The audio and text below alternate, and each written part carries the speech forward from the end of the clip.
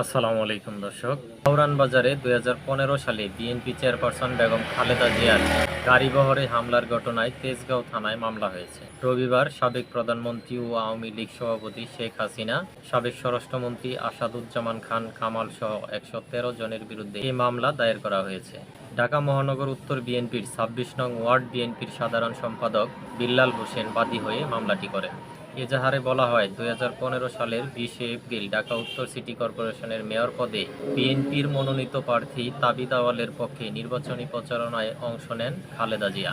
দুপুর 12:30 থেকে 1টার মধ্যে কাউরান বাজার বাপেক্স ভবন, পল্লী ভবন, পরিবার পরিকল্পনা অফিস এবং কাব্যকোষ সুপার মার্কেটের সামনে রাস্তার উপর সাবেক প্রধানমন্ত্রী খালেদা জিয়াকে হত্যার উদ্দেশ্যে আওয়ামী লীগ ও তার বিভিন্ন অঙ্গ সংগঠনের নেতাকর্মীরা সশস্ত্র হামলা চালায়।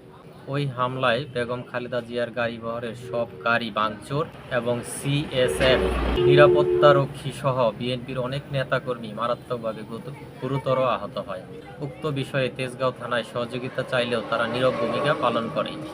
রাজনৈতিক প্রভাবে ঘটনার সময় মামলা করিতে না পারায় বর্তমান প্রেক্ষাপটে বিলম্বে ন্যায় বিচারের স্বার্থে এজাহার দায়ের করিলাম। এই এজাহারে হুকুমদাতা হিসেবে সাবেক প্রধানমন্ত্রী শেখ হাসিনা ও সাবেক স্বরাষ্ট্রমন্ত্রী আসাদুজ্জামান খান কামাল সহ মোট ৫ জনের নাম উল্লেখ করা হয়। এছাড়া অর্থ যোগানদাতা হিসেবে ৭ জনের নাম উল্লেখ করা হয়, আর হামলাকারী হিসেবে ১০১ জনের নাম উল্লেখ করা হয় মামলার এজাহারে। একই সঙ্গে অজ্ঞাতনামা আরও ৫০০ থেকে ৭০০ জন দুর্বৃত্ত ও হামলাকারীরা এ ঘটনায় অংশ নেয় বলে জানানো হয়। ধন্যবাদ দর্শক।